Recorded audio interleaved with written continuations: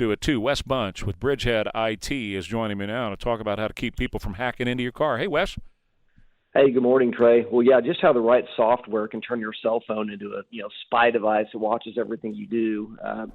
Your car may not be immune either. With the proper electronics and software techniques, hackers can intercept your key fob signal. They can infiltrate the software and even remotely control your vehicle.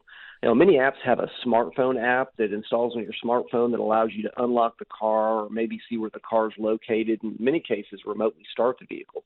And those apps have account usernames and passwords associated with them, so if a hacker can break into that, they can really kind of have their way with your car.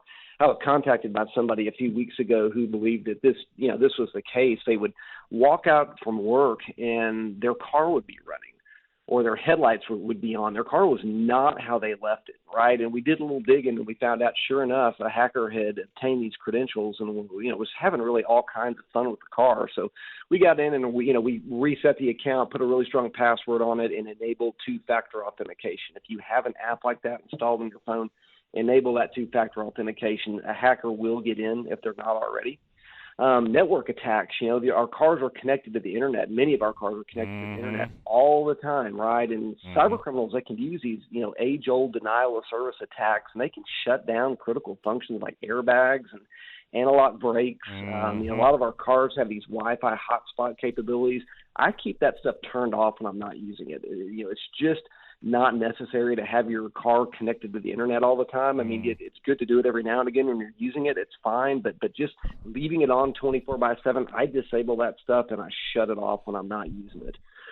In-car malware, it's funny that you think, who would do this? But I avoid checking emails and surfing the web on my car. You can do that now, and your car doesn't have antivirus software. Right. And so it's really difficult to detect when there's malware on it. I just don't do that stuff on the car. It's just not necessary. Maybe reading an SMS message every now and again is fine, but just avoid email in your car. It's just not worth it right now. Not good controls in place. Lastly, key fob attacks. These are old school ones, but these keys that transmit all the time, right? So when you walk up to the car and it just recognizes you and unlocks Opens the door. Yep.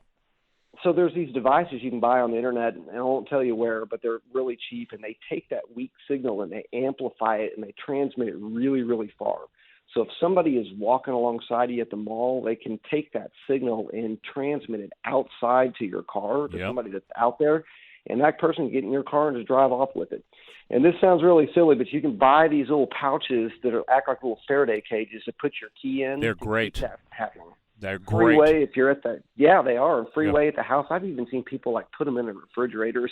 Well, no, but people have those for their phones now, for their iPads and everything else, where they stick them inside that pouch, and it prevents the signal from reaching your phone, either your phone broadcasting out or a signal from broadcasting to your phone. And I have one for my phone. It's really a great thing to own, and you can get those on the internet. But you're absolutely right. Is the opening of the doors is the big issue.